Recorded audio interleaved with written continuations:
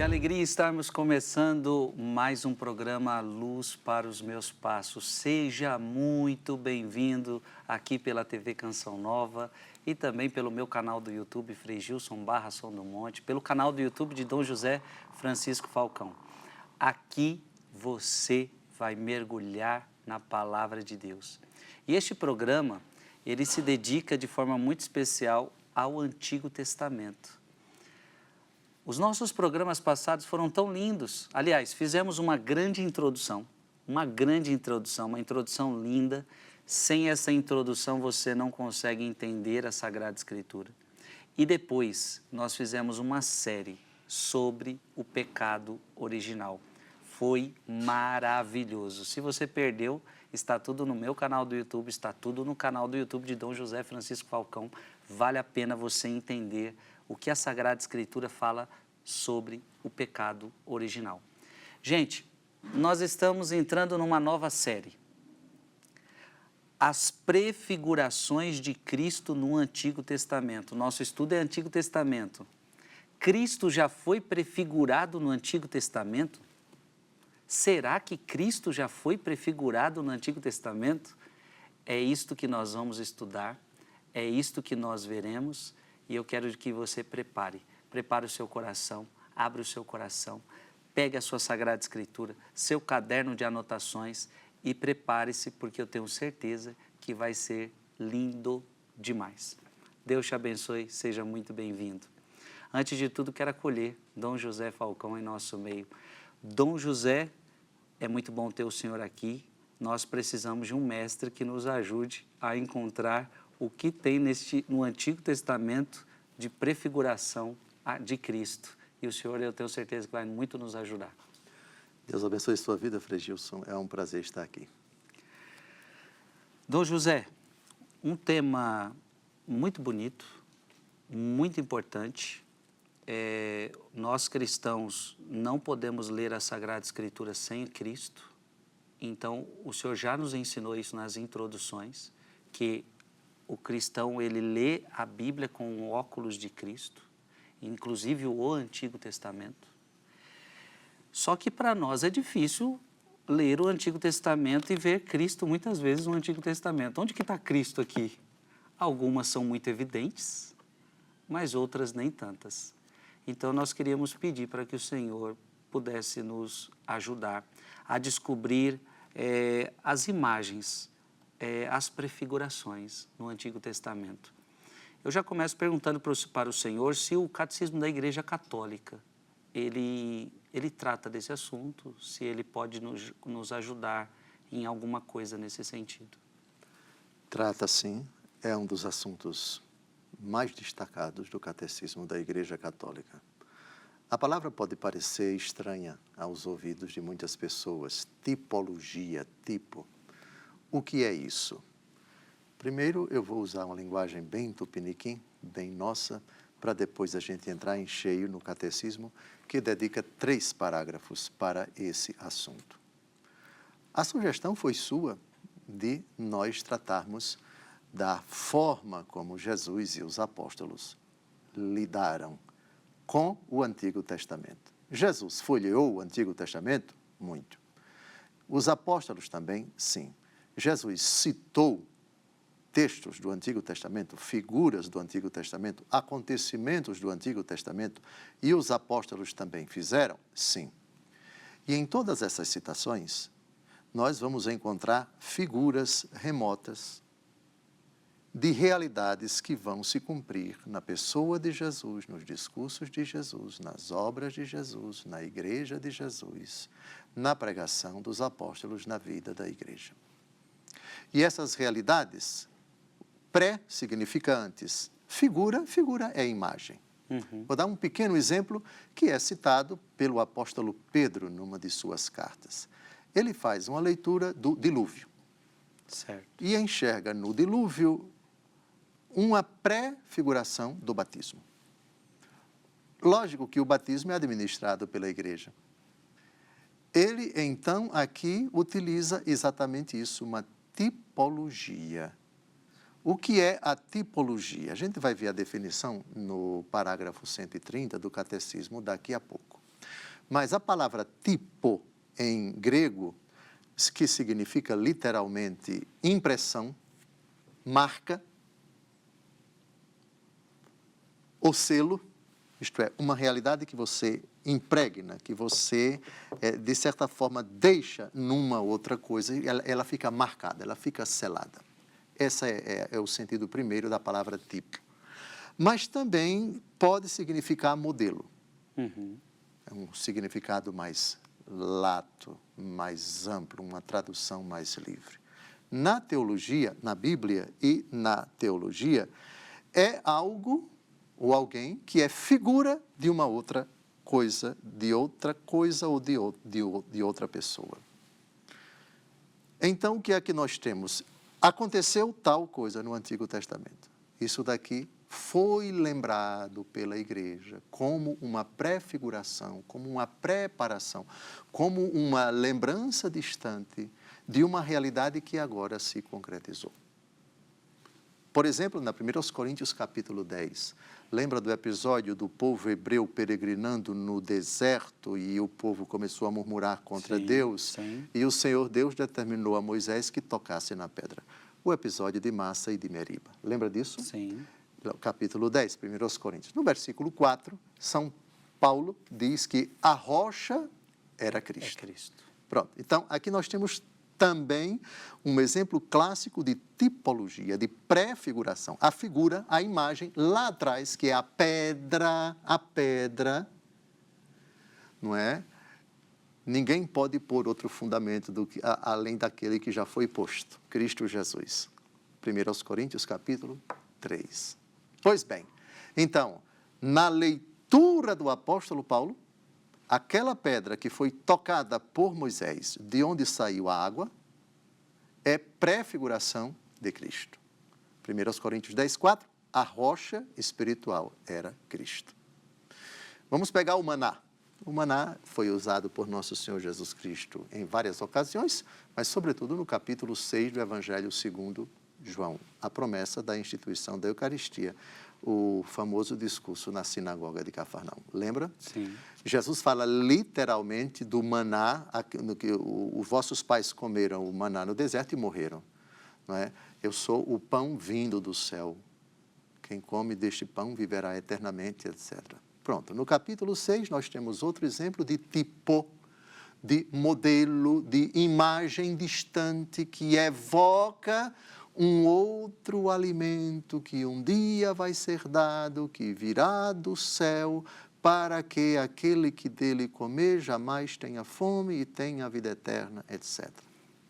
Pronto, para não citar todos, e me parece que são mais de 400 alusões nos 4 evangelhos e nos demais livros do Novo Testamento, alusões explícitas e implícitas de fatos, de pessoas, de figuras, de personagens do Antigo Testamento que evocam, na ótica de Jesus, na ótica dos apóstolos, realidades futuras. Em síntese, tipo é modelo. Modelo remoto de um momento da história da salvação que está como que a recordar, como que a indicar. Um dia virá um outro Moisés, um dia acontecerá um novo êxodo, um dia acontecerá um novo dilúvio, um dia acontecerá uma nova purificação da humanidade, um dia virá um outro profeta, um dia virá... Ficou Sim. claro? Para uma pessoa que não tenha muita fé, ela pode atribuir isso a... mas é muita forçação de barra. Vocês estão falando que uma pedra lá de Moisés, agora a pedra é Cristo. Isso é forçar demais a barra. Não, Outros podem sim. dizer, mas isso é uma mera coincidência. Sim. Respondo à primeira crítica, não é forçar a barra porque essa foi a leitura feita por Jesus. E Jesus não força a barra. Não, o senhor está evocando o argumento da autoridade de Jesus. Claro. E vou evocar a autoridade de quem? Do diabo? Jesus é Jesus. A leitura que Jesus fez do Antigo Testamento, ela para nós é modelo? Ela Sim. para nós é paradigmática? Pois bem, peguemos um exemplo bem clássico. Jesus pega Isaías capítulo 61, correto? Sinagoga de Cafarnaum, Lucas capítulo 4. O Espírito do Senhor repousa Está sobre mim, Ele me ungiu, me enviou para anunciar a boa nova aos pobres, etc, etc. Pegou o rolo, entregou ao servente, todos tinham os olhos voltados para ele, correto? Qual foi a frase de Jesus? Hoje essa se palavra cumpriu se cumpriu. esta parte da Escritura que vocês acabaram de ouvir. Pronto. Então, Jesus pega uma profecia pronunciada mais de 500 anos antes do seu nascimento de Maria Virgem, hoje se cumpriu. Então, aqui nós temos o paradigma obrigatório para nós de leitura do Antigo Testamento. As profecias daqui para trás, pronto. Daqui, Antigo Testamento, aqui é Novo Testamento. Daqui para trás, como ler o Antigo Testamento sem forçar a barra? Como ler o Antigo Testamento e dizer que isso daqui é tipo e isso procede ou não procede, isso daqui você está forçando a barra? Como Jesus leu? Como os apóstolos leram? Pronto. E pode entrar também os padres da igreja, como eles interpretaram? Na fidelidade a Jesus e na fidelidade aos apóstolos. O que os padres da igreja vão fazer? Eles vão aprofundar as prefigurações vistas por Cristo. Sim. Eles vão aprofundar as prefigurações vistas pelos apóstolos. Quer outro exemplo? No capítulo, São João fazia isso muito bem, com o devido respeito aos outros. Mas peguemos o capítulo 12 do Apocalipse. São João teve a visão da mulher vestida de sol, coroada de estrelas, tendo a lua debaixo dos pés, estava grávida, etc. Vem a ideia do dragão.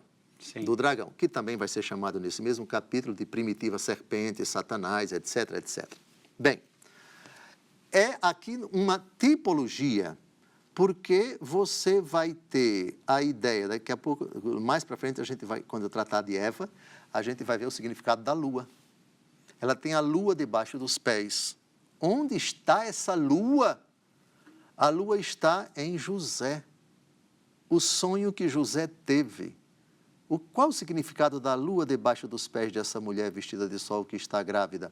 Então, São João faz essa correlação profunda de tipos do Antigo Testamento e insere naquilo que ele enxergou, nas visões que ele teve e que ele colocou por escrito. O Apocalipse está cheio de tipologia, mas os discursos de Jesus também. Por isso, a gente tem que começar por Jesus, depois pelos apóstolos, terminando em São João, que foi o último dos apóstolos a escrever um livro inspirado. Então, agora na segunda crítica que eu fiz, então não tem nada a ver com uma mera coincidência. Não. Aconteceu uma coincidência. Não. Aliás, essa palavra nem tem na Bíblia, essa palavra nem faz parte da teologia católica, essa palavra coincidência, algo fatídico, algo de sorte no sentido pagão do entendimento dessa palavra, sorte no sentido de destino existe, mas sorte no sentido de casualidade, não de causalidade. Sim. De casualidade. Foi um acaso. Não existe acaso, não existe coincidência. O que existe é providência. Providência. Providência, sim. Antes de a gente ler o Catecismo da Igreja Católica, eu também preciso esclarecer uma questão ao nosso povo. Muitas vezes, até mesmo aqui no nosso programa, o Senhor afirmou que quem nos trouxe a Sagrada Escritura foi a Igreja. Sim. Mas alguns alegam, como entender assim? Mas o Antigo Testamento não foi a Igreja.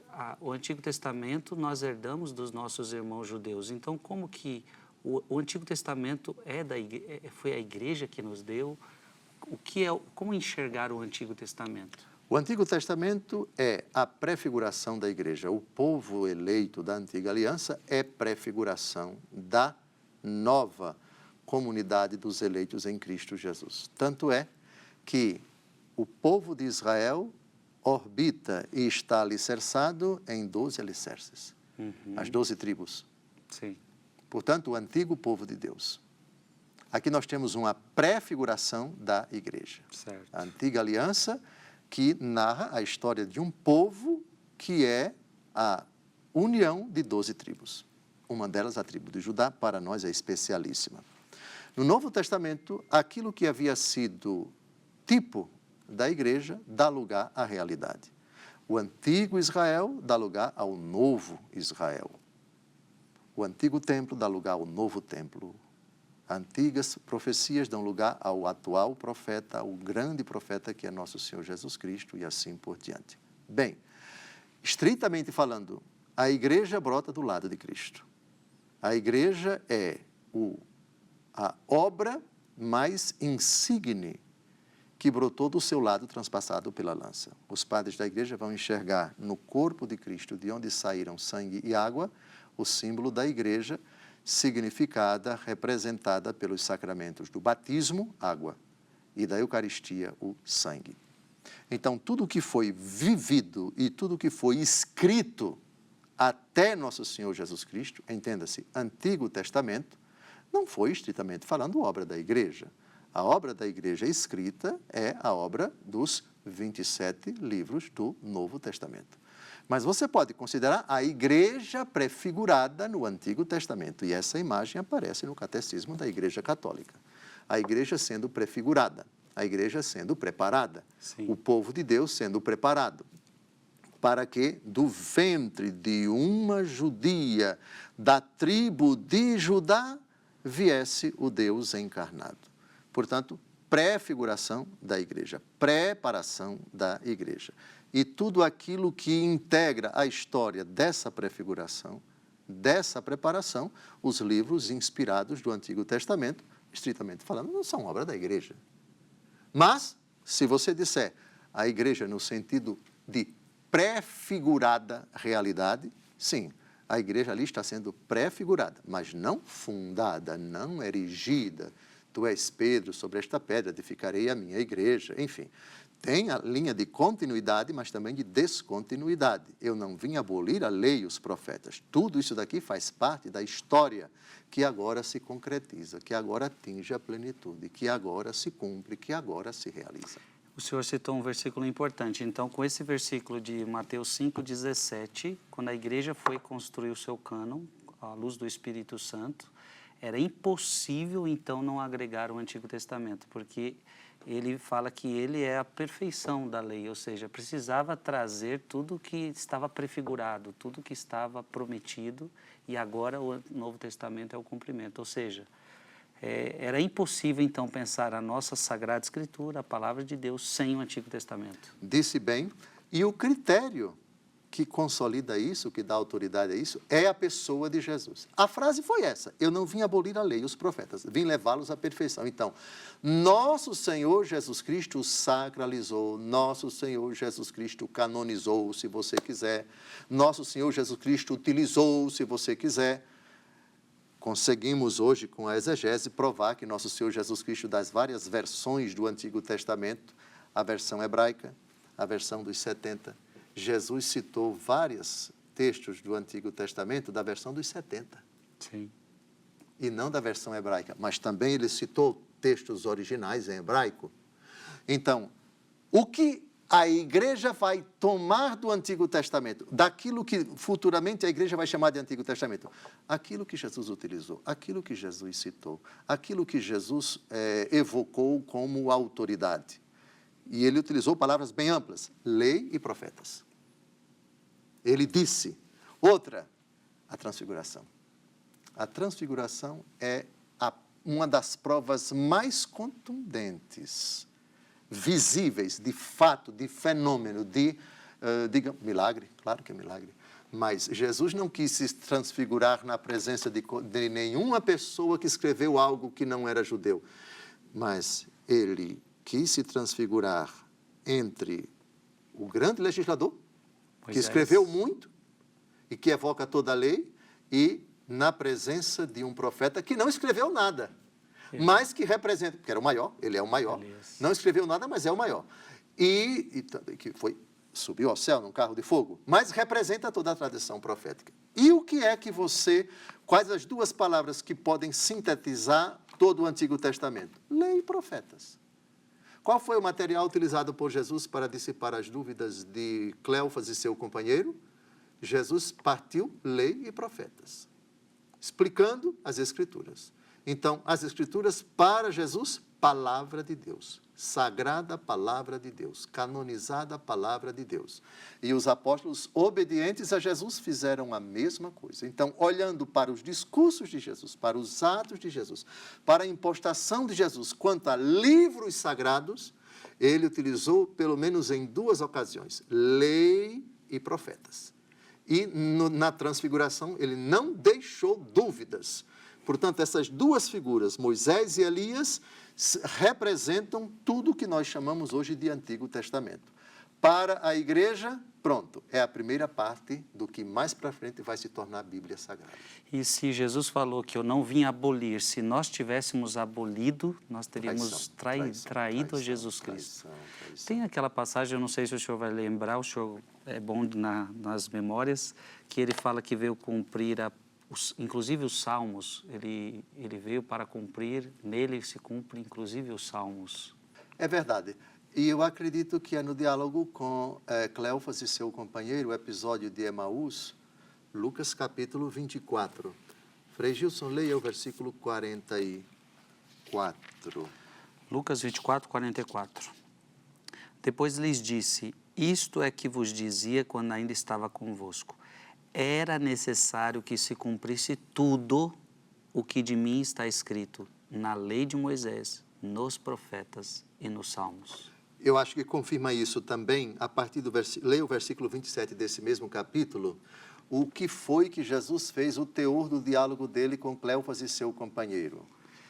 E começando por Moisés, percorrendo todos os profetas, explicava-lhes o que dele se achava dito em todas as Escrituras. Pronto, então Fantástico. Foi uma leitura tipológica, não é? Olha, isso daqui falava a meu respeito. Isso aqui foi profecia a respeito de mim. Esse oráculo aqui acabou se cumprindo porque se cumpriu assim, assim, assim. Deve ter sido o diálogo bem assim. Mas Jesus sempre centrado. Antigo Testamento e o que aconteceu. O oráculo e o que se cumpriu.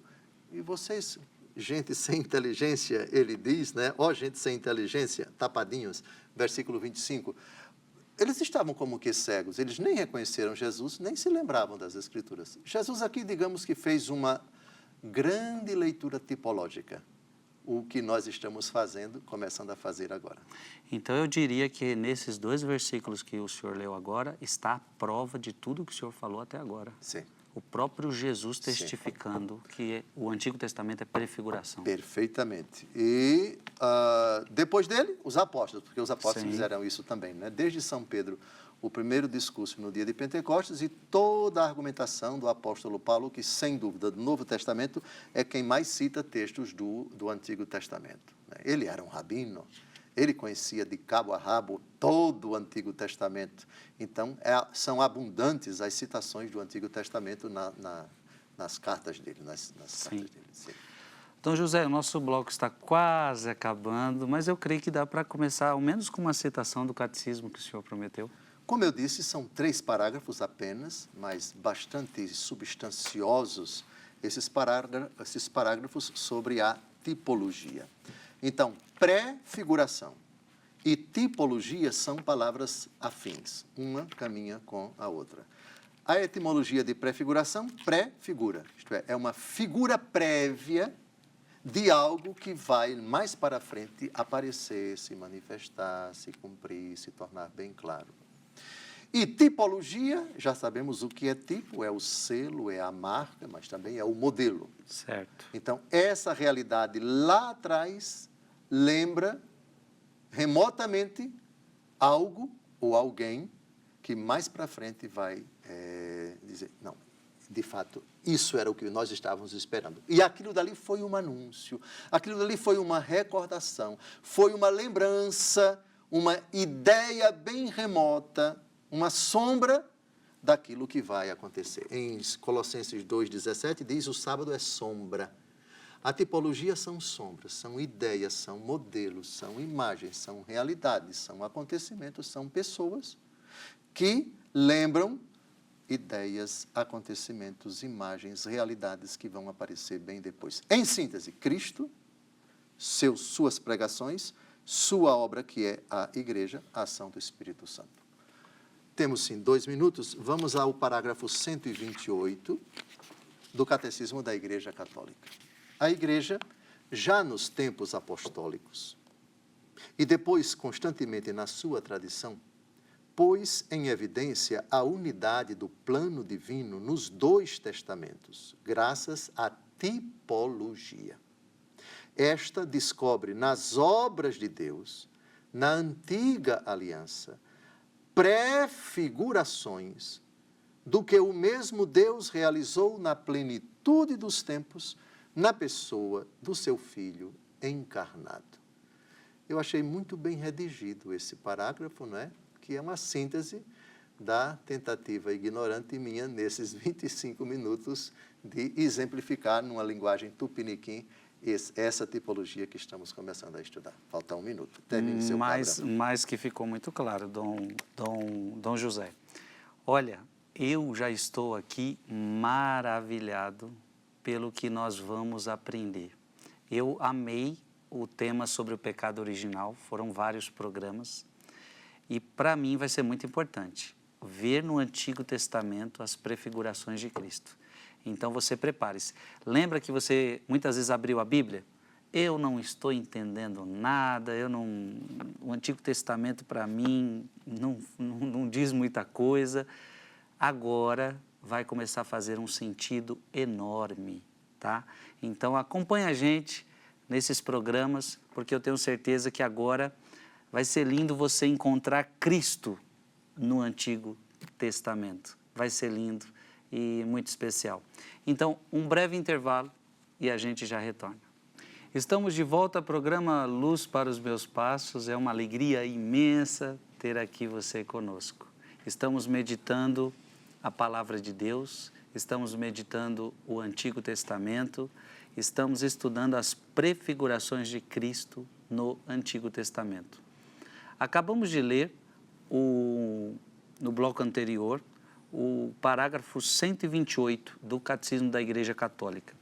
A Igreja já nos tempos apostólicos e depois, constantemente na sua tradição, pôs em evidência a unidade do plano divino nos dois testamentos, graças à tipologia. Esta descobre nas obras de Deus, na antiga aliança, prefigurações do que o mesmo Deus realizou na plenitude dos tempos, na pessoa do seu Filho encarnado. Ô Dom José, o senhor já leu esse texto para nós, mas o próprio Catecismo, ele traz aqui 3 citações bíblicas. Elas, com certeza, trazem algum aprofundamento a este parágrafo. Trazem. No texto da 1 aos Coríntios, São Paulo faz uma reflexão sobre o episódio do Êxodo. Na verdade, o povo já está no deserto, em direção à terra prometida. É o episódio em que o povo murmura porque está sem água e Deus ordena a Moisés que toque na pedra. Sim. Todos esses episódios vão ser interpretados são aqui interpretados por São Paulo, que é o autor da 1 aos Coríntios, como prefigurações. E uma delas, no que toca à rocha, é Cristo. Vamos dar uma olhada na 1 aos Coríntios, capítulo 10, versículos de 1 a 6, porque o texto citado pelo Catecismo é o versículo 6. Mas para que a gente entenda o versículo 6, vale a pena a gente ler já do versículo 1. Então, São Paulo aqui utiliza essa clássica pedagogia que é do próprio Jesus, aprendendo de Jesus. A igreja, aqui, São Paulo, a igreja primitiva, faz uma leitura tipológica do Antigo Testamento. Não quero que ignoreis, irmãos, que os nossos pais estiveram todos debaixo da nuvem, que todos atravessaram o mar. E todos foram batizados em Moisés, na nuvem e no mar. Pronto, então, essa transição é símbolo do batismo. Batizados em Moisés. Continue. Todos comeram do mesmo alimento espiritual. Aqui a gente já lembra a palavra de Deus, nem só de pão vive o homem, mas de toda a palavra que sai da boca de Deus. Tua palavra é a verdade, Jesus rezando em João 17, e também o pão que desceu do céu. Mas continue. todos beberam da mesma bebida espiritual, pois todos bebiam da pedra espiritual que os seguia, e essa pedra era Cristo. Pronto. A pedra de lá de trás, tipologia de Cristo, prefiguração de Cristo, com tudo aquilo que Cristo traz. Batismo, São Paulo já falou, batizados em Moisés, e fala também do alimento espiritual, obviamente lembrando do maná e de todas as realidades que integraram a transição, a peregrinação de 40 anos no deserto. Ou seja, lá atrás já se falava remotamente de batismo, se falava de Jesus, se falava da Eucaristia. Entendeu a leitura? Sim. Avante até o versículo 6, que é o que interessa. Não obstante, a maioria deles desgostou a Deus, pois seus cadáveres cobriram o deserto. Essas coisas aconteceram para nos servir de exemplo, a fim de não cobiçarmos coisas más como eles as cobiçaram. Pronto. Então, é uma leitura bonita a partir do Novo Testamento. Estamos vivendo aqui o cumprimento das profecias. Agora, vamos olhar as profecias, vamos olhar a história lá atrás. Ah, bom, aquela pedra era Cristo. Ah, bom, aquela transição, o batismo. Ah, bem, aquele alimento, o maná, símbolo da Eucaristia. Entendeu? Agora, só para as pessoas entenderem com mais clareza, Dom Falcão, o que o senhor está querendo dizer não é que naquela época aconteceu o batismo como conhecemos hoje com Moisés, mas é como se é uma prefiguração, ou seja, assim como aquele povo passou pelo Mar Vermelho e foi livre do faraó, foi livre do Egito, e como o batismo nos livra do pecado, então é uma prefiguração nesse sentido, Sim, seria isso? Nesse sentido, exatamente, é assim. Maravilha. Bem, da 1 Coríntios capítulo 10, vamos para Hebreus capítulo 10. Hebreus capítulo 10, versículo 1. Aí você tem a antiga lei e você tem nova lei. A antiga lei é sombra da nova. Mas sombra em que sentido? Não que ela deixou de existir. Por causa da frase de Jesus, eu não vim abolir a lei e os profetas, eu vim levá-los à perfeição. Sombra. Hebreus 10, versículo 1. A lei, por ser apenas a sombra dos bens futuros, não sua expressão real, é de todo impotente para aperfeiçoar aqueles que assistem aos sacrifícios que se renovam indefinidamente cada ano. Toda a carta aos Hebreus é uma longa dissertação de confronto, por assim dizer, né? Um paralelo que o autor faz entre a antiga lei e a nova lei, entre o antigo sacrifício e o novo sacrifício, entre o antigo sacerdócio dos levitas e o novo sacerdócio em Jesus Cristo, que é a pessoa de Jesus. E aqui a lei aparece como sombra. Sombra de quê? Dos bens futuros. Também isso é tipologia. Isso é tipologia. E a tipologia é muito importante para a gente não absolutizar determinadas coisas que, na ótica do Novo Testamento, elas passam a ter um outro significado. Por falar em sombra, gravou aqui a palavra sombra? Sim. Muito bem.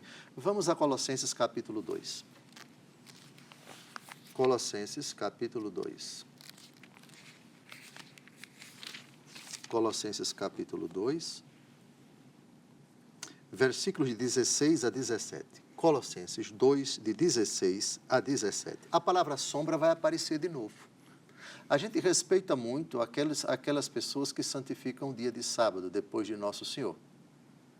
Mas nós, cristãos católicos, não entendemos assim. Por causa dessa palavrinha, sombra. Hebreus 10, versículo 1. E agora, Colossenses 2, de 16 a 17. Por favor. Ninguém, pois, vos critique por causa de comida ou bebida, ou espécies de festas e de luas novas ou de sábados. Tudo isso não é mais do que sombra do que devia vir. A realidade é Cristo. Pronto. Com o devido respeito, o maná é sombra. A realidade é Cristo na Eucaristia. Com o devido respeito, o sábado é sombra. A realidade é Cristo que ressuscitou no primeiro dia da semana. Com devido respeito, qualquer realidade do Antigo Testamento, a Arca de Noé, o sacrifício de Abraão, o sacrifício levítico, etc. Sombra, sombra, sombra, sombra, sombra, a realidade é Cristo. Entendeu a dinâmica tipológica? A sombra não é a realidade. Colossenses 2,17. Tudo isso não é mais que sombra do que devia vir. A realidade é Cristo. Num exemplo bem prático para o povo bem simples aqui que está nos assistindo. Eu estou aqui com a minha sombra. Essa sombra não sou eu. A realidade está aqui. Certo. É isso? Sim. Isso aqui é apenas uma sombra. Essa é a imagem. Essa é a imagem. Sim. A tipologia é importante para a gente ver o histórico, o começo, as pré-figurações, as figuras bem remotas, bem antigas, não é? E nessa perspectiva, muitas personagens, muitos fatos, muitos episódios, eu diria, praticamente todos, vão evocar realidades que vão se cumprir no Novo Testamento. São os chamados paralelos. Os chamados paralelos. Vou dar um exemplo.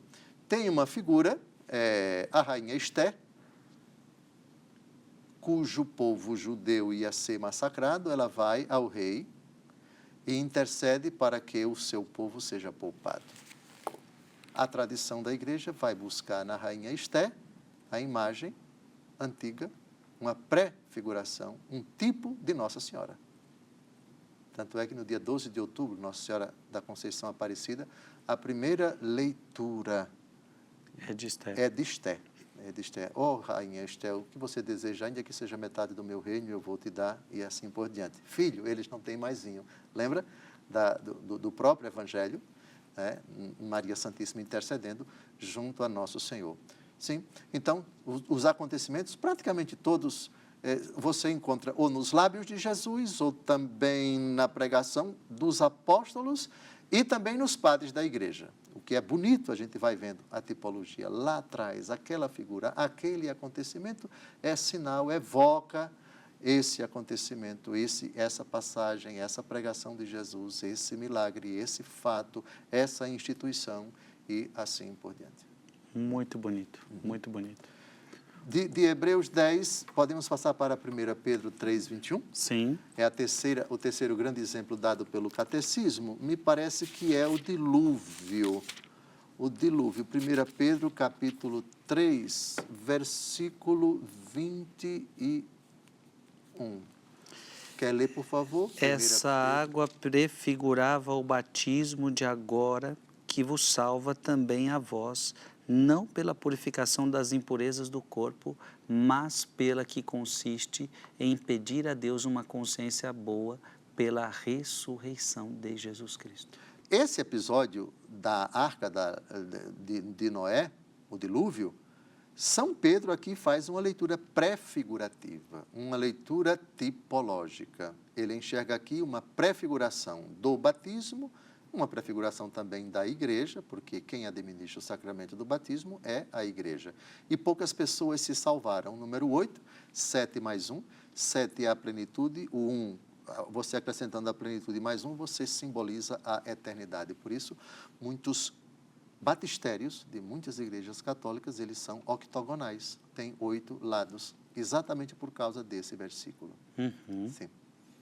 Mais um exemplo. Inclusive o verbo, repito mais uma vez, essa água prefigurava. Mas o versículo que o senhor se refere é o do 19 ao 20, é isso? Sim. O que tem 8 pessoas está no versículo 20, né? E quando Deus aguardava com paciência enquanto se edificava a arca, na qual poucas pessoas, isto é, apenas 8, se salvaram por meio da água. O batismo salva, o batismo é necessário para a salvação. A água do dilúvio no tempo de Noé, então, passa a ser prefiguração das águas batismais. E, obviamente, que a arca, onde as pessoas se salvam, quem crê e for batizado será salvo, quem não crê será condenado, a arca é prefiguração da igreja. Prefiguração da igreja. Sim. Muito bonito tudo isso. Perfeito. Vamos agora ao segundo parágrafo do catecismo, sobre ainda a prefiguração, a tipologia no catecismo da Igreja Católica. Vamos ler o parágrafo 129. Os cristãos leem, pois, o Antigo Testamento à luz de Cristo morto e ressuscitado. Esta leitura tipológica manifesta o conteúdo inesgotável do Antigo Testamento, mas não deve fazer-nos esquecer de que ele mantém o seu valor próprio de revelação, reafirmado pelo próprio Jesus, nosso Senhor.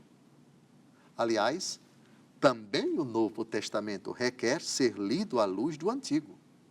A catequese cristã primitiva recorreu constantemente a esse método. Segundo um velho adágio, o Novo Testamento está oculto no Antigo, enquanto o Antigo é desvendado no Novo. O Novo está oculto no Antigo e o Antigo está patente no Novo. Repare aqui que bonito. Eu não posso ler o Antigo Testamento sem o Novo, mas a recíproca também é verdadeira. Eu não posso ler o Novo sem fazer alusão ao Antigo Testamento. E é Santo Agostinho isso daí. Exatamente. Questões sobre o Heptateuco, questões sobre o Pentateuco. Sim, sim, sim. Então, veja como as duas coisas se unem. Uma prefigura, a outra realiza. Nós estamos lendo a leitura que cumpriu, mas cumpriu o quê? Vamos lá atrás. Então, é uma volta para confirmar o que você está vendo, o que você está ouvindo, etc, etc. E por outro lado, vamos fazer uma leitura do Antigo Testamento, mas lembre-se que quem ilumina o Antigo Testamento é o Novo, e não o contrário. Então, a leitura de trás para frente é de prefiguração e realização. A leitura de frente para trás é de afirmação e aqui está a fundamentação. Não era preciso que tudo isso acontecesse para que se cumprisse os profetas? O que é que Jesus faz com Cleófas e seu companheiro? Ele faz, olha, isso daqui que vocês não estão conseguindo enxergar, isso precisa ser visto à luz do Antigo. E Jesus mostra as profecias. Sim. Certo? Agora, também um movimento oposto. De quem é que esse salmo está falando? Davi, o Senhor disse ao meu Senhor, assenta-te ao lado do meu direito, etc. Ora, como é que pode Davi dizer que é o seu Senhor se é filho dele? Jesus faz a leitura do movimento inverso. Parte do Antigo Testamento para dizer, isso daqui, que na ótica de vocês não quer dizer nada a meu respeito, na verdade está falando de mim. Então, nós podemos dizer que é uma coisa só. Antigo Testamento e Novo Testamento é uma unidade que não tem como separar. Sim. Por outro lado, é uma unidade que tem uma especificidade. A primeira são profecias e algumas das quais não estão claras. Essas profecias encontram o seu cumprimento no Novo. Sim. Porque se você disser que é uma unidade, uma identidade de testamentos, não é possível, porque você não vai encontrar provas explícitas, por exemplo, da Santíssima Trindade no Antigo Testamento. Sim. Então, você tem prefiguração, anúncio e cumprimento. Depois você tem o cumprimento, que é o dado, o ápice da revelação, mas você só pode compreender o ápice se você remontar à história, ao processo, à história da salvação, à preparação, à prefiguração que vai desde o faça-se a luz até a pessoa de Jesus. Um requer o outro, um completa o outro, um supõe, um exige o outro e vice-versa.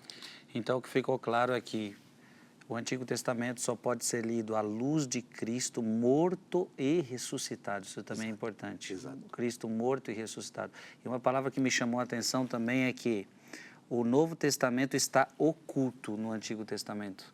Ou seja, por isso que também às vezes é tão difícil de encontrar ali, porque está oculto. É preciso um estudo, é preciso a sabedoria do Espírito Santo para você conseguir ver. Fundamentalmente, a pregação de Jesus, a pregação dos apóstolos. Então, por isso a importância, por exemplo, de você ter uma Bíblia com um aparato crítico, com devido respeito aos demais. Eu estou aqui com a Bíblia Ave Maria, nós vamos pegar aqui o livro do Cântico dos Cânticos, tá bem? Muito bem. No livro do Cântico dos Cânticos, Você pega aqui qualquer capítulo, muito bem, e aqui na frente você encontra um textozinho do lado direito ou do lado esquerdo, uma citação do Novo Testamento. Aham. Aí você vai lá e confronta. Epa, então essa passagem foi utilizada por Jesus ou pelos apóstolos em algum dos seus discursos. Vamos então fazer a leitura, vamos fazer a comparação e assim por diante. Você pega um outro texto, sei lá, a virgem conceberá e dará à luz um filho. Onde é que está isso? Isaías, capítulo 7. Você pega uma Bíblia com um aparato crítico, com notas de rodapé ou notas ali laterais. Vamos ver aqui o que é que o Novo Testamento diz dessa profecia. Epa, Lucas, tal, tal, tal e tal. Vamos pegar aqui um exemplo bem curioso, bem curioso. Jeremias capítulo 15, versículo 10. Dê uma olhada, por favor. Jeremias 15. Capítulo 15. Jeremias capítulo 15. Versículo 10. Versículo 10. Por favor. Ai de mim, ó minha mãe, que me geraste, para tornar-se objeto de disputa e de discórdia em toda a terra. Não sou credor nem devedor, e, no entanto, todos me maldizem. Bem, ok. Agora vamos a Lucas capítulo 2, versículo 34.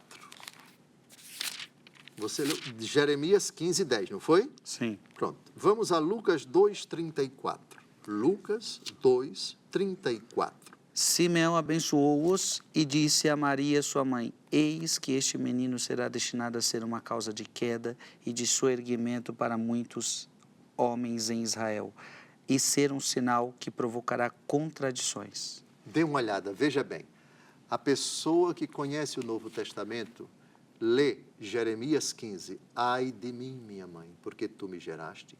Homem de disputa e homem de discórdia para toda a terra. Sinal de contradição. Um homem de disputa. O que é disputa? Eu estou de um lado, penso de uma forma. Estou disputando com outros que pensam de outra forma.